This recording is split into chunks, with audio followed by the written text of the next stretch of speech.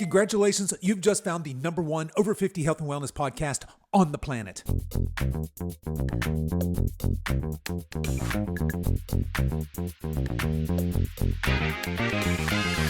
Hello and welcome to the Over 50 Health and Wellness Show. I'm your host, Kevin English. I'm a healthy aging expert and the founder of the Silver Edge, and I am on a mission to help men and women just like you build lean, strong, healthy, capable bodies they love for the rest of their lives. Okay, guys, I'm kind of fired up today. I just got home from the gym, showered up. I had a quick client check-in call, but I wanted to hop on here and do kind of an impromptu podcast episode because I see this all the time and it kind of breaks my heart, to be honest with you.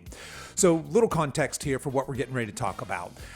I was at the gym this morning, and I go to a big Globo gym. Now, I'm not going to name this particular gym, but it's a chain of gyms. It's very nice, big, got all fancy new equipment. Really nice gym. I actually love it.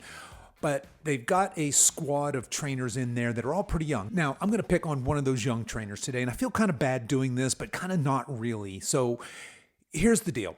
I saw a dude wander into the gym that looked like a Silver Edge avatar. He looked about my age, 60-ish, and now looking at him, he's probably younger than that, but he looks kind of old, right?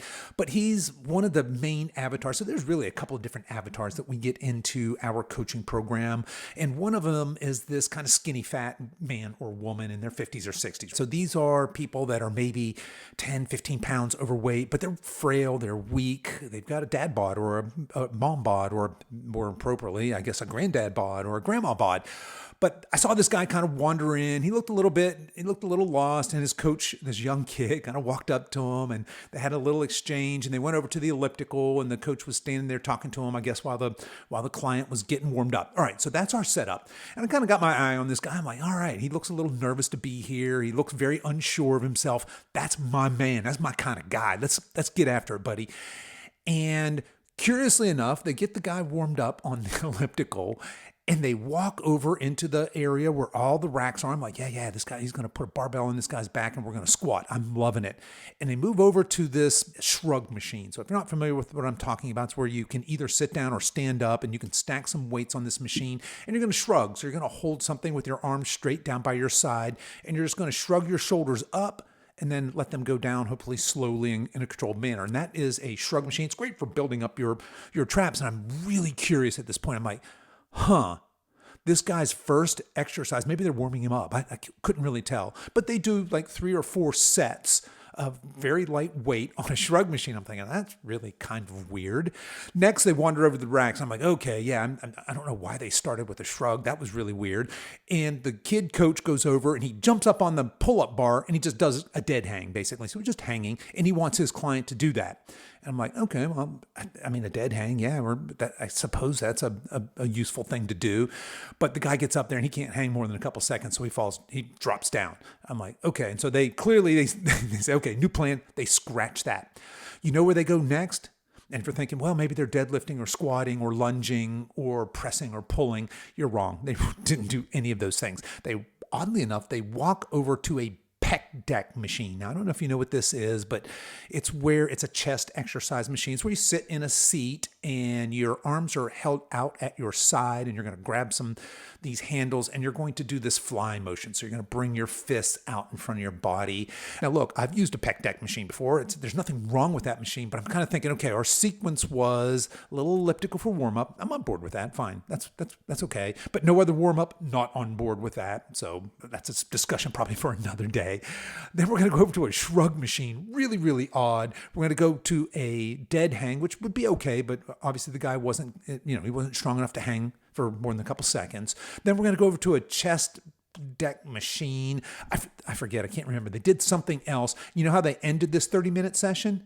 They ended it with freaking standing machine calf raises. So if you're not familiar with this, it's a machine where you put these pads on your shoulders, and you're just going to keep your legs straight, and you're standing in this machine, and you're going to let your heels lower down slowly with control, and then you're going to step up on your tippy toes. So you're weighted, the weight's on your shoulders, and it's a calf exercise machine, right? A calf raise, and it's meant to develop your calves. Again, nothing wrong with that machine. I love it. I'm a fan of it. I do it myself occasionally, but I was at the end of this. So the guy at this point's done. He has finished his coaching session and the coach turned him loose. And I was watching the guy again, really insecure and walking around. He did wander around and sit in a couple of machines. He sat down on one of those machines where you row the weights towards you. So not a cable row, but a seated type of row thing. He sat on a couple of the machines and just played around a little bit and then left. And here's my problem with this. Now, I guess let me back up. I don't know what's going on. Maybe that dude came in and told that coach, said, look, I want you to get me jacked in my traps. I don't care about any other part of my body. I want to start with a trap exercise and I want to the only legs I'm going to do is calf raises. Maybe he told his coach that, but probably not. The dude probably wandered in and this jacked young kid said, what are your goals? And who knows what that guy said. I'm going to project on him, right? I'm going to go back in time to Kevin in his mid-40s, the first time I walked into a Globo gym. And some guy got a hold of me. I think he was the club manager. And he was this big, giant, jack dude with a shiny, bald skull. His muscles had muscles. Now, what's important is at the time, I had no muscles. And when I say I had no muscles, I mean I had no muscles. I had the epitome of a dad bod. I had a beer gut. I had man boobs, but stick skinny arms and legs. I was ridiculously weak. And this guy put me through this ridiculous workout that was nowhere near appropriate for me. He just wanted to show me that he could really make me sore and make me sweat. And then he actually did. He did a good job of selling me. I bought what he was, maybe just because I was scared and intimidated. But here's what happened. The guy asked me what my goals were of coming to the gym. And at the time, I was too insecure to tell him, I want to look like you. I want to be jacked. I don't want to be fat and skinny and weak and insecure and not want to, be embarrassed to take my shirt off when I go to the beach or undress in front of my wife. I didn't have the confidence in myself to tell him that. So I probably muttered something about, I want to just get in shape or something like that. Anyway, this guy sold me a package of training. He wasn't my coach, as it turns out. He passed me off to another coach. I had a series of coaches because these were all kids. They're college kids, etc. And some were better than others. But I wanted to give that kind of as a pretext. I'm kind of projecting on this guy a little bit, right? It seemed to me that he kind of walked in here. He was insecure, unsure of himself. And I don't know, I hope that kid coach, his training should have taught him to ask that guy, the client here, what are your goals? What do you want from this? And hopefully that man had the confidence to say, I want to get strong. I want to lose this little bit of fat I have on my midsection, and I want to build some muscle. Maybe he said that, maybe he didn't. I don't know. But that was a disaster of a program. I don't know if this is the first time those two met. It kind of seemed like it was. I wasn't really sure. They didn't seem to have a whole lot of synergy. But we have a 20-year-old and let's call him a 50-something-year-old dude. And there was no real connection, and there was really crappy programming. All right? Now, why I find this to be heartbreaking is that guy clearly, or again, I'm projecting on him, but bear with me, right? Let's just say he wants to lose a little bit of fat and build some muscle. He wants to feel strong and secure in his body. He wants to feel confident. He wants to be healthy. He probably wants to get down on the ground and play with his grandkids. And maybe he's got elderly parents that are having a really tough time, right? He's got these wants and desires and they're not being met. He's going to the gym, which is a critical step. Hats off to that dude. He's clearly not a podcast listener to hear. So if this sounds familiar to anybody, you know this dude, turn him onto this podcast, right? Let's get this guy on track here. But if he continues to go to the gym and see this same trainer, let's just say he's paid for sessions and he's going 3 times a week, and this kid takes him around for 30 minutes and does that kind of crap, he's never going to see any results. He's not going to get stronger. He's not going to lose fat. He's not going to increase functional strength. His quality of life's probably not going to get any better. He's not going to get results. He's not going to get those gains, okay? That's what I'm saying. So that being what I saw this morning, and look, I see this all the time, and I don't want to throw this kid under the bus. I mean, all of us have to start somewhere. I know I started somewhere in this industry as well, right? I'm sure I was a much crappier coach 5 years ago than I am now, 6 years ago. But, and I love that this kid's chosen this for a career and he's passionate about this. But there was a big, giant disconnect, not a little disconnect between this trainer and this client. The way I saw it, again, I'm not privy to what happened between them, but there was a huge disconnect. I don't know what that guy wanted, but I could kind of project what he wanted. And I don't know what that kid thought he was doing, but there seemed to be, to me, this giant disconnect. Now, before I go further and just slam crappy trainers, know that there's a bunch of really good ones. Even at the gym I go to, there are some other kids there that I see going through some really legit workouts with people in my age group. So there are 20-year-old guys and gals that are working with 50 and 60 and even 70-year-old men and women. And when I watch what they're doing, I'm like, oh, hell yeah, I like that. I love it. They're getting strong. They're getting capable. They're doing age-appropriate functional workouts. Absolutely love it. So I want to talk about when is it time to fire your personal trainer. But before I do that, I'm going to throw shade on crappy personal trainers, or maybe inexperienced personal trainers, or maybe even personal trainers who are trying their best but just don't have that experience yet. But just know I'm doing this with, kind of tongue in cheek and with love and compassion for these young people, because we want that kid trainer to become a really good trainer. We want him to care about and work with older adults and helping them. So hopefully he finds his way. Obviously, he's not listening to this because he's in his 20s. But here we go. I thought we'd have some fun with this episode. I'm going to talk about when you should fire your personal trainer. So let's go. I jotted down some notes here. You should fire your personal trainer if, number one, they don't have a boring, consistent plan. So I'm assuming you're going to see this personal trainer 1 to maybe 3 times a week, something like that. If you're not doing the same thing every time and it doesn't feel kind of boring to you, then something's wrong. That's a red flag. If every time you go and visit this personal trainer, whether they're young or old, they have you doing something different and they're trying to entertain you by showing how creative they can be and how, you're doing all these crazy landmine, reverse, curtsy, lunge type things. Look, nothing wrong with a landmine, reverse, curtsy, lunge.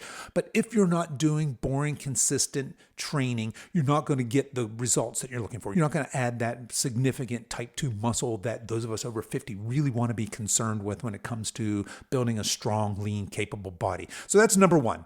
Number 2, you should fire your personal trainer if they don't emphasize the 7 primal human movements. So somewhere in this weekly workout that they're prescribing for you, you should have all 7 of the primal human movements included. And these movements are squats, lunges, hinges, pushes, pulls, twists, and gait. Let's talk about each one of those for a second. Squat is what it sounds like. It's a squat. It is being able to squat down in a full range of motion, stand up powerfully, to be able to do that with a body weight, with good form, and then to add load over time. A lunge is a lunge, which is a single leg or split stance type of a squat. So we can lunge forward, we can lunge backwards, we can lunge to the side, called a Cossack squat. Again, we should be able to perform this with body weight, and then we should be able to load it with weights as we progress.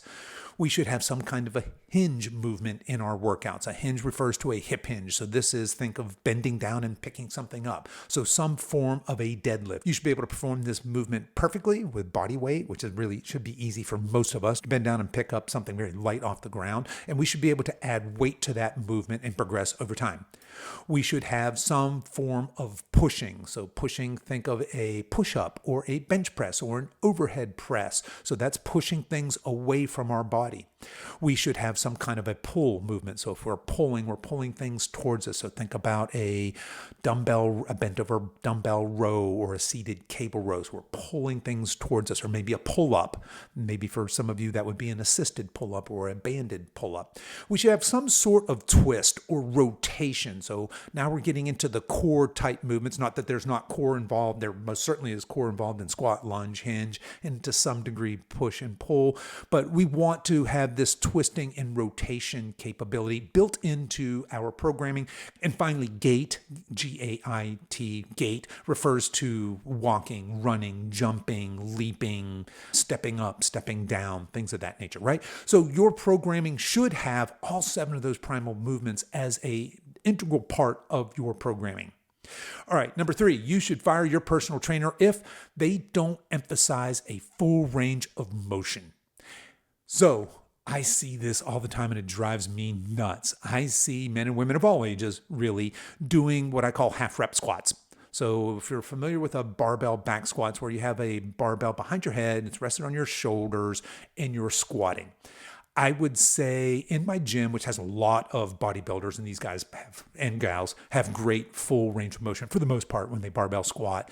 But them aside, just the general population of people that go to this gym, I'd say at least half of them don't shoot. That's generous. At least 2/3 of them have crappy range of motion, meaning they're not getting a full range of motion, in this case, when they squat. Now, what do I mean by full range of motion? When we squat down, we should be able to get our hips even or lower than our knees. And we should be able to stand up powerfully from that position. Now, I see guys and gals all the time with loaded up barbells on their back doing squats, and they're doing a half range of motion. So in other words, they're squatting halfway down and coming back up. You should fire your trainer if he or she is standing there, counting your reps and allowing you to get away from that. Your coach should stop, should say, hey, let's take a look, and maybe suggest some mobility work to improve, work on deficiencies. They should lower the weight or maybe work body weight only to get you into that full range of motion before they start progressing with heavier and heavier loads. All right, next up, you should fire your personal trainer if they don't emphasize compound movements as the foundation of their workouts. So when you start working out, you should not start doing barbell. Oh, that was the other thing this guy did. He did a very light barbell curl. So remember I was telling you I couldn't remember the other exercise this guy did. But if your coach hands you a barbell and says, hey, let's do some barbell curls, or put you on some kind of a machine as your first exercise, unless that's a warm-up for something else, that's a red flag. We want to emphasize compound movements. What do I mean by compound movements? This is a movement that engages more than one joint. So think about a squat. We have our knees, our ankles, and our hips are all in motion as we do that range of motion. So we want to emphasize things like squats and deadlifts and bench presses and overhead presses and pull-ups and bent over rows. These should be the foundation of our workouts. Now, there's nothing wrong with, say, a tricep cable push down or a dumbbell curl. I love those movements, right? But those are isolation movements, and we should do those towards the end of our workouts. That's not the foundation, in other words, of our workouts. Now, as you become more intermediate and advanced, and maybe you look, my goal is to get some big guns. I want some huge biceps. Well, maybe your programming at that point changes a little bit, but that's not who I'm speaking to here. I'm talking to some of you that are a little bit newer in the gym, and you've got a personal trainer, and you're trying to, 2025 is going to be your year. These are red flags I want you to look out for. You should fire your personal trainer if they have you doing circuits. So in other words, if they have you doing, let's say you're going to do 10 squats, then you're going to lay down and do 10 crunches, then you're going to get up and do 10 jumping jacks, and then you're going to go back to squats again. If your goal is to build strength, that ain't building strength. That's cardio. Quite simple. It could be cardio with weights if you're doing other kinds of circuits. Well, no, I'm doing bench press, and then I'm going straight to do dumbbell curls, and then I'm doing some push-ups, and then I'm going to do some jumping jacks, and I'm going to start back and do it all over again. That's a circuit. That's a different thing. There's nothing wrong with that, but that's not how we build strength. If your goal is to build some of this type 2 lean muscle, increase your metabolism, et cetera, that's not going to do it. So if you're telling your coach, hey, I want to get strong, I want to get fit, I want to build a little muscle so I can speed up my metabolism, and they have you doing these crazy circuits, fire them. All right, next up, you should fire your personal trainer if their focus is on cardio for weight loss. So if you tell them, hey, my main goal here is weight loss, which, by the way, those of you listening to this podcast, you're sophisticated enough to know by now, your main goal is not weight loss, it is fat loss. But your coach hopefully understands that distinction, and if they recommend cardio for that, fire them. That is a great way to lose weight in the short term. It's a horrible long-term strategy for weight loss. Remember, when we do strength training, we are adding specifically this type 2 fast twitch muscle, which causes our metabolism to upregulate, to speed up, in other words, for us to burn more calories 24/7 throughout the day, 7 days a week, even while we're at rest. That's what our focus is when we're trying to strength train. There's a time and a place for cardio, but if your personal trainer is recommending cardio for weight loss, fat loss, and that's their main lever, so to speak, fire them. Next up, you should fire your personal trainer if they have any kind of no pain, no gain mentality. In other words, some of these kids, some of these younger trainers, some of these older trainers, frankly, have this no pain, no gain mentality. Certainly the first day I walked into a Globo gym, it was a Gold's Gym here in Wilmington, North Carolina, and this big, giant, bald-headed monster of a dude absolutely had a no pain, no gain mentality. His main sales pitch was, I can make you suffer, maggot, and that's what you need. That's not what I needed. And I was, back then I was 15 years younger than I am now. I didn't need it then, and I certainly don't need it now. So if you've got that kind of a personal trainer, fire him. Finally, you should fire your personal trainer if they treat you like you have one foot in the grave. And maybe that was what was happening with this kid today. Maybe when he saw this client, what he saw was this frail, sarcopenic old man. All right, that's certainly a way a 20-year-old kid might look at somebody like that who walked into the gym and he said, okay, I don't want to break this guy. What can I do? And he's thinking, all right, well, I can't hurt him if I just have him, doing shoulder shrugs with 10 pounds and maybe put him in a seated machine where he can do some flies and then give him a very light barbell and see if I think he had a 10-pound barbell and was doing some curls and then of course some calf raises, right? Maybe that was what was going on there. But you don't want somebody who's going to treat you like you have one foot in the grave. You want somebody who's going to meet you where you are and help you progress. Have a reasonable plan for getting you towards your goals. All right, so there you go. If you currently have a personal trainer and you have any of those things going on that we just talked about, I don't know that you need to fire them. Maybe that's a little harsh, but that should certainly be a red flag, and maybe you should certainly reconsider that. Okay, now just a quick plug here, folks. I'm a big fan of having an in-person coach. I just am, but it has to be a good coach. As you just heard, there's all these reasons why we might fire our personal trainer, but I'm a big fan of having a in-person personal trainer, a good one, a quality one who can actually critique your form, one who can hold you accountable, make sure that we're getting our full depth of motion and our full range of motion in these exercises, that we're progressing towards our goals, all of that stuff. I'm a huge fan of that. Now, if you don't have a personal trainer or you don't have a workout plan, I would strongly encourage that you invest in a professional, age-appropriate functional strength training program. Just a quick plug, there's plenty of those out there for people our age, but if you're looking for something that's made specifically for our age group and for the goal of building that lean, strong, healthy, capable body in a way that honors your metabolism, we have a few fantastic workout programs for you. These are programs that are all delivered through an app. So in the app, you'll have all of your workouts in there. Each workout exercise has got a video. It's usually of me demoing proper form, walking you through it. You can see all of your history in the app. But we've got 3 main programs as of today. The first one is Fit Foundations. This is perfect if you're somebody who wants to work out at home, if you're just getting started, maybe you're weak and deconditioned. I'm thinking of the guy I saw in the gym today. This would be a good program for him. It wouldn't start him out on a trap machine doing trap shrugs. In fact, in that program, there are no trap shrugs. But this would be a great program for those of you that are just starting out or maybe deconditioned, or maybe it's been a long time since you've been in gym. That is a 10-week program. It has 2 different phases to keep you progressing. So that's very popular amongst our newer folks to the gym. Again, there's a home version of that. You just need some dumbbells and a band. So that's the first one. The second one is Pickle Fit. Now, I wrote this program because I'm obsessed with pickleball, and the thinking was, hey, what can I do off the court to make myself just a badass, better pickleball player, and not just more athletic, but more injury-proof as well. So if you are somebody who's looking for more athletic type training, that's a fun one, especially if you're in any kind of paddle or racket sport, pickleball, tennis, things like that. So I saved the best for last. Far and away, our most popular program is the Lean Body Blueprint. This is actually a 6-month workout program. It's broken into 5 phases, again, to keep you progressing all the way through. We get rave reviews on this. This is far and away our bread and butter workout program. Now, one thing you need to know about Lean Body Blueprint program is you must have a gym membership or a very well-equipped home gym in order to get the most out of that program. So I'll throw that out there. So there you go. If you're looking for a professionally designed, age-appropriate functional workout programming to help you meet the goal, specifically the goal of building this lean, strong, capable, healthy, vital body that you're going to love for the rest of your life, go check those out. You can find those over at silveredgefitness.com. Just click on the coaching tab at the top of the page and feel free to contact me with any questions. If you're not sure which one's best for you, you can reach out to me at coach@silveredgefitness.com. What I want to do now is, since I'm all fired up, let's talk about nutrition coaching, because there's some things I see all the time in nutrition coaching. So I'd like to rattle off just a few things, reasons why you might want to fire your nutrition coach. And maybe your nutrition coach and your personal trainer are one and the same. Maybe you have 2 different. Maybe you have one and not the other. But if you've got a nutrition coach, maybe you started this new year and you said, hey, you know what, I really need to get my nutrition, need to get my arms around nutrition here. This is the year, and you hired a nutrition coach. So here we go. You should fire your nutrition coach if they tell you to cut out any food group.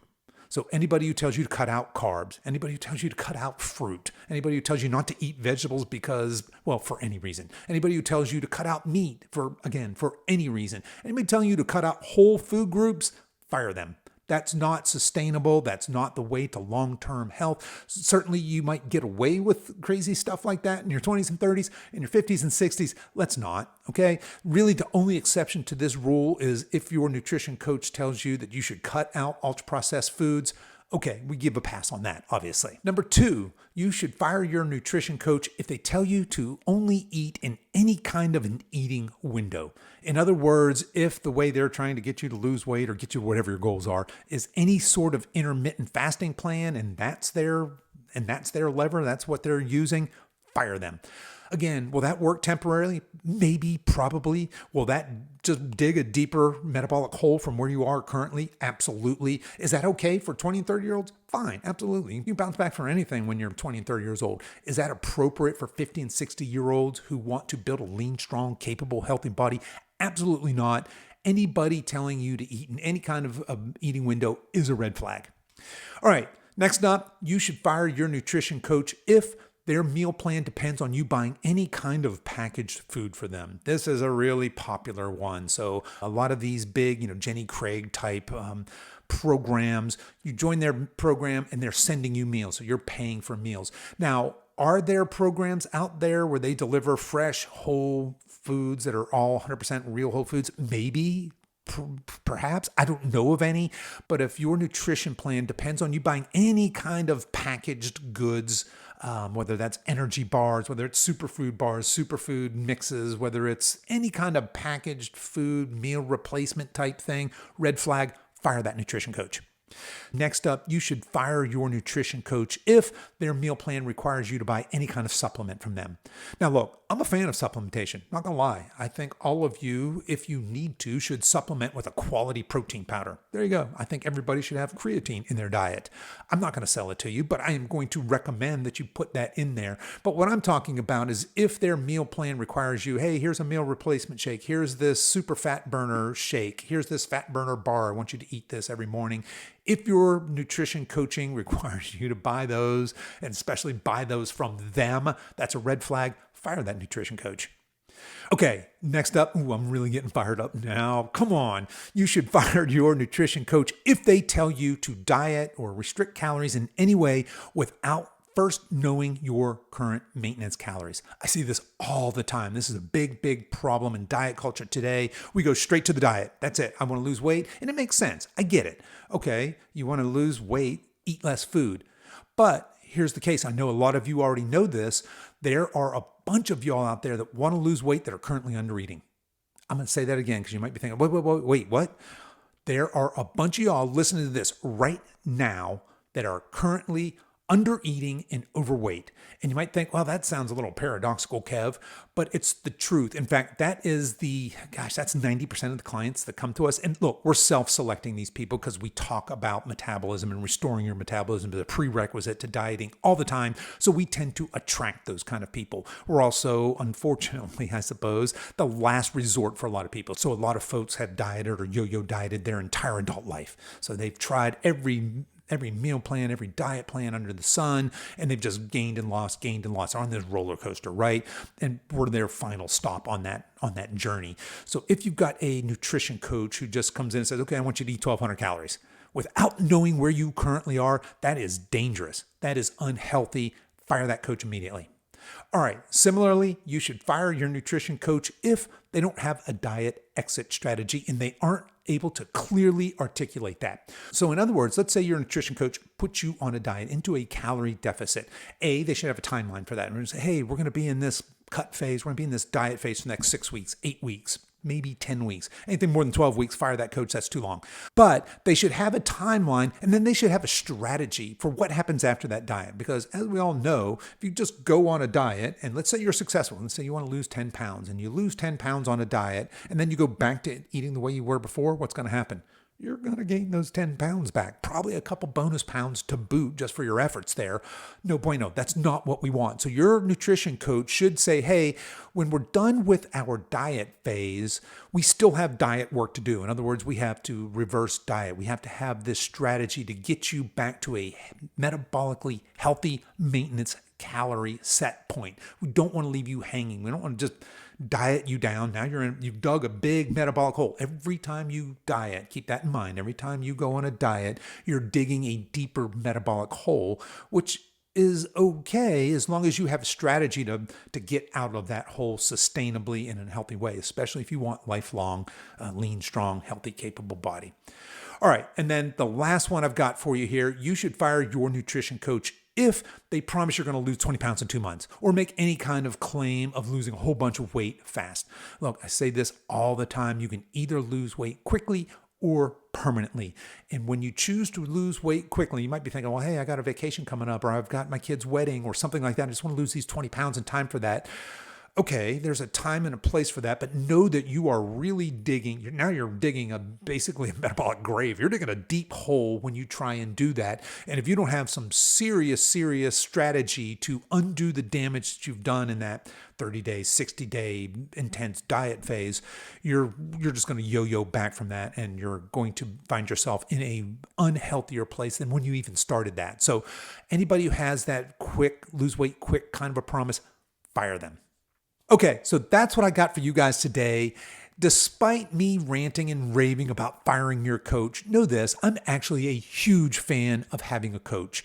I'm a huge fan of all coaches. I'm even a fan of that kid today. He's trying. I'm hoping that I'm guessing he's not in it for the money since in case you don't know, that's a minimum wage kind of job to be a new personal trainer in a Globo gym environment. So he's not in it for the money. I'm assuming that this is his passion, and he's going to grow and mature, and he's going to look back to how he programmed today, and he's going to think, oh my God, I can't believe, I used to do that. And that's fantastic, right? He is going to find mentors along the way. He's going to hopefully hone his craft and become a better coach. I don't want to throw that poor kid under the bus. He's trying his best, I'm assuming. He's doing the best with what he has. But know this, I've had great coaches. I've had fantastic coaches. I've had coaches that have changed my life. And I've had really, really crappy coaches who've just put a bad taste in my mouth. And I continue to invest in coaching today. In fact, I invest in coaching in many areas of my life. Today, I am investing specifically in business coaching. And I'm spending tens of thousands of dollars for coaches to help mentor me because they're further along the path. They have knowledge that I want, and they can help me correct my mistakes before I go too far down past. They can hold me accountable. They can teach me new ways of looking at complex problems, and they understand my goals, and they're helping me make small steps along the way to get there. And a good personal trainer or a good nutrition coach should do the same for you. So I just wanted to finish by saying that I had some fun ranting and raving about firing your coach, but know this, I'm actually a huge fan of coaches, even crappy ones that are trying, even crappy ones that want to get better. We all have to start somewhere, but I just wanted to finish with that.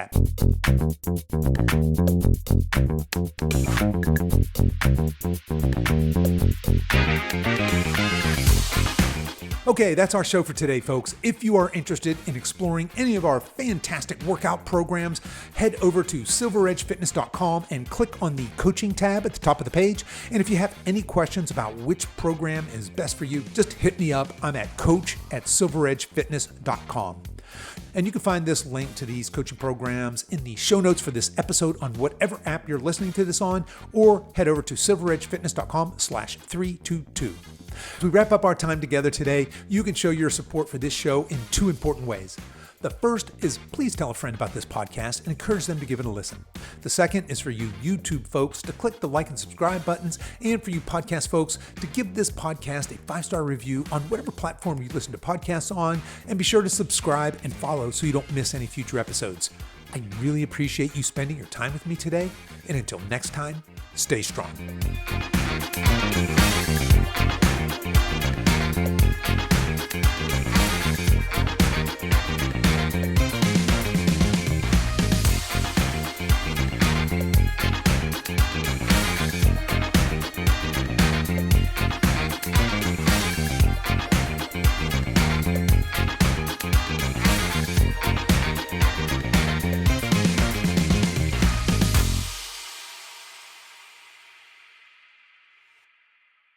We're gonna fire our coach. Check, check, 1, 2, check, 1, 2. Little mic scratchy scratch.